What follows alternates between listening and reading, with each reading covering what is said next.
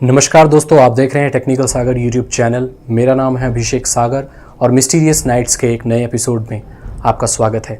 आज के एपिसोड में हम जानेंगे निंजास कौन होते हैं, ये कहाँ से आए, इनका क्या काम होता है। साथ ही साथ स्पिरिट्स एंड रिकार्नेशन का एपिसोड सेकंड भी मैं इसमें मर्ज कर रहा हूँ और इसके साथ हम जानेंगे आत्माओं के कुछ घटनाएँ, आत्माएँ क्या होती हैं, कुछ सवाल और उनके जवाब। जैसे कि आप जानते हैं, पुनर्जन्म और आत्माएं इतना छोटा टॉपिक नहीं है कि उसको एक वीडियो में कवर किया जा सके।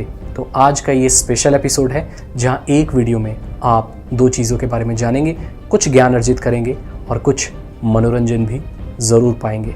सबसे पहले हम बात करते हैं निंजास के बारे में। ये कौन होते हैं? इसको आप शिनोबी भी कह सकते हो। इनके जो ओरिजिन है वो जापान से है, जो ऐसे योद्धा जो कि लोअर क्लास फैमिली से रिक्रूट किए जाते थे, ऐसे परिवार से रिक्रूट किए जाते थे जो कि लोअर कास्ट के होते थे। इतने बड़े, आपको पता है कास्ट सिस्टम इंडिया में, एशिया में और एशिया के कई देशों में है। लोअर कास्ट होती है, अपर कास्ट होती है। तो जो लोअर कास्ट के लोग हुआ करते थे उनको ट्रेनिंग दी जाती थी, या जो पहले से लड़ाके हुआ करते थे उन्हें रिक्रूट किया जाता था कुछ ऐसे कामों को करने के लिए जो आम इंसान नहीं कर सकते। इसमें धोखा दे के गायब हो जाना, बड़े बड़े पहाड़ों को चढ़ना, बड़े बड़े पेड़ों पर चढ़ना, बड़े बड़े राजा महाराजाओं का कत्ल करके जिंदा वापस आ जाना। जी हाँ, बिना देखे छुपे। उनके पास कुछ ऐसी टेक्निक्स हुआ करती थी कि वो गायब हो जाते थे, पानी पर चल सकते थे और हवा की तेज़ी से वो इधर से उधर जा सकते थे। ऐसा क्यों होता था? देखिए, मेरा ये मानना है कि इंसान ऐसे कोई गायब नहीं हो सकता, पानी पर चलना इतना आसान नहीं है, लेकिन कुछ ऐसी टेक्निक्स हो सकती हैं। आपको पता है, जो जादूगर जादू दिखाते हैं वो जादू नहीं, सिर्फ हाथों की सफाई होती है जिससे आपका दिमाग ये मान लेता है कि उसमें जादू हो रहा है। सेम ये चीज़ होती है जो निंजा टेक्निक्स होती हैं।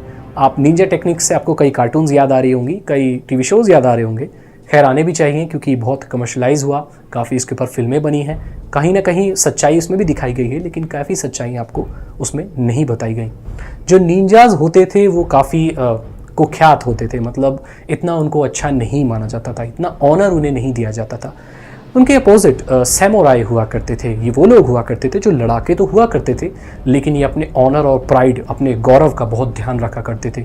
इनको अगर कोई कुछ बुरा बोल दे तो वो बहुत बुरा मान जाते थे। उनका गौरव, उनका सम्मान सब कुछ हुआ करता था। हालांकि निंजाज का ऐसा कोई केस नहीं था। उनको बस कुछ पैसों के लिए, या जो भी इन्हें रिक्रूट करता था वो काले कपड़े पहना करते थे, उनसे काम कराया कर सकते थे।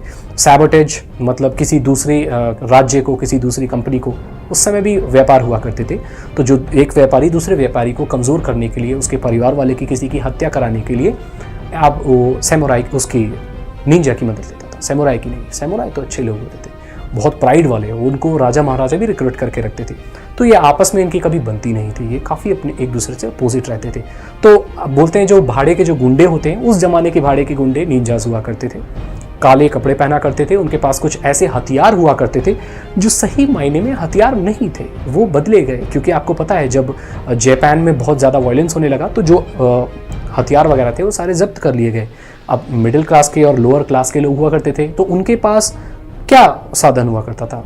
फार्मर थे वो लोग, एग्रीकल्चर का काम करते थे, किसान थे। तो किसानों के पास कैसे औजार होते हैं? उनको तो छीन नहीं सकते हैं ना, क्योंकि खेती नहीं होगी तो राज्य आगे कैसे बढ़ेगा। तो कुदाल वगैरह, ये सब जो नॉर्मल से टूल्स होते हैं वो थी।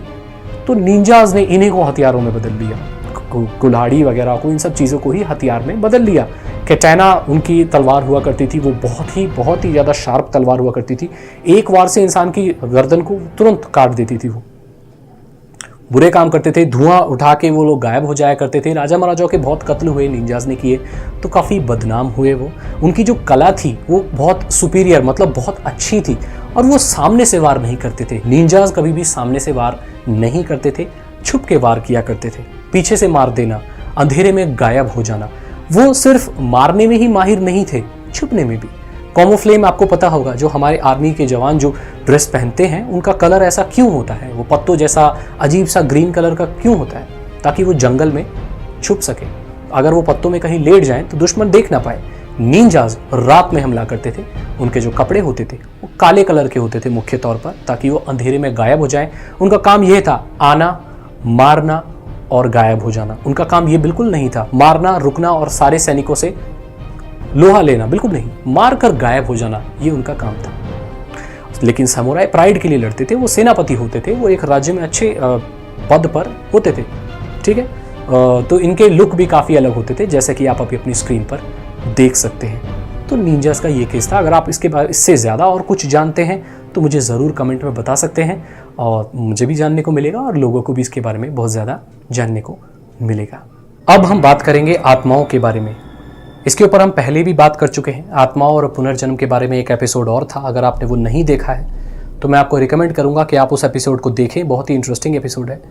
क्या आत्माएं होती हैं? आत्मा है क्या आखिर, ये जानते हैं। आत्मा एक एनर्जी है जिसको साइंस नहीं मानता। साइंस सिर्फ ये मानता है कि एनर्जीज होती हैं। अब मैग्नेटिक फील्ड आप कह सकते हो, या कोई भी एनर्जीज होती हैं जो ना बनाई जा सकती हैं ना ही ख़त्म की जा सकती है। वो सिर्फ एक जगह से दूसरी जगह ट्रांसफ़र की जा सकती हैं। तो कहीं ना कहीं आत्माएं भी एनर्जी हैं जो एक जगह से दूसरी जगह जाती है। मतलब एक शरीर से लेकर, एक शरीर को छोड़कर दूसरे शरीर में चली जाती है। जब हमारी मृत्यु हो जाती है तो हमारी आत्मा किसी और के शरीर में चली जाती है और वो एक नया जन्म एक नए शरीर के साथ ले लेती है। इस बात को विज्ञान नहीं मानता। जब अगर कोई आत्माओं से रिलेटेड कोई चीज़ हो जाए, कुछ ऐसा हो जाए, तो उस इंसान को या तो पागल घोषित कर दिया जाता है या उसे साइकोलॉजिस्ट के पास भेज दिया जाता है, जिसकी उसकी दिमागी जो बीमारी मानी जाती है उसके दिमाग का इलाज किया जाता है। ज़्यादातर केसेस में ये होता है कि उसकी दिमाग का इलाज चलता रहता है, और वो जो एनर्जी है या जिसे आप आत्मा कह सकते हैं वो इतनी हावी हो जाती है, कोई इंसान मर जाता है और उसका इलाज नहीं हो पाता। तो क्या किया जाए अगर ऐसा किसी के साथ ऐसा हो जाए? तो मेरा ये मानना है कि दोनों तरह की चीज़ें अपनानी चाहिए, चाहे वो विज्ञान हो, चाहे वो हमारी मान्यताएं हो, चाहे वो आत्माओं को, लेकिन कुछ बलि वगैरह देना या किसी का कुछ ज़्यादा ख़राब नहीं होना चाहिए। ऐसा होना चाहिए नॉर्मली अगर कोई उपाय हो पाए तो ज़रूर कराना चाहिए। आत्माओं और भूत में मैं विश्वास रखता हूँ।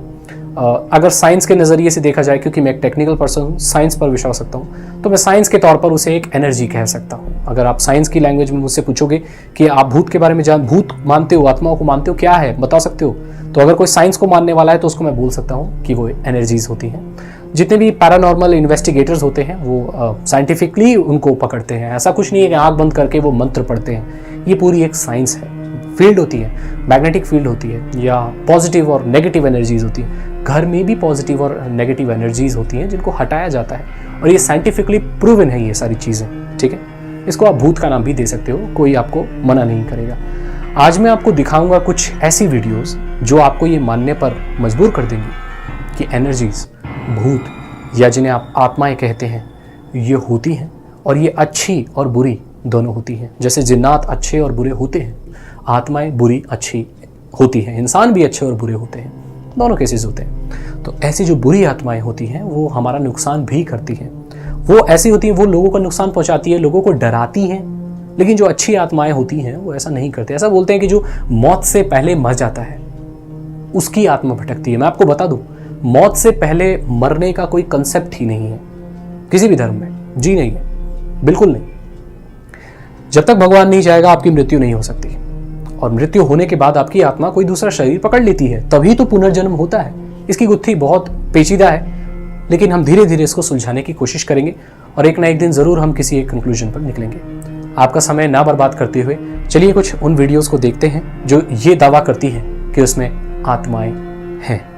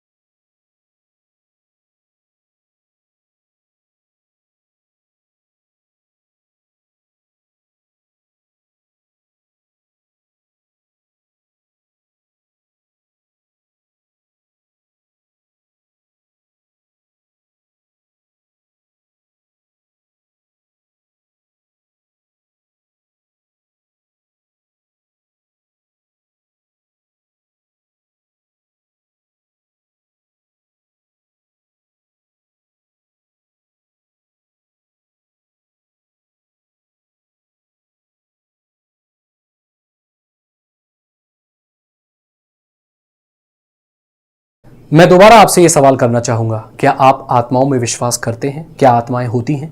आप मुझे कमेंट में ज़रूर बताएं, और ज़रूर बताएं कि ये एपिसोड आपको कैसा लगा। मुझे आपकी राय और सुझाव जानकर अच्छा लगेगा। अगर आप मेरे चैनल पर नए हैं, सब्सक्राइब करें, इस वीडियो को लाइक करें और अपने दोस्तों के साथ शेयर करें। मैं मिलता हूँ आपसे अगली वीडियो में। नमस्कार।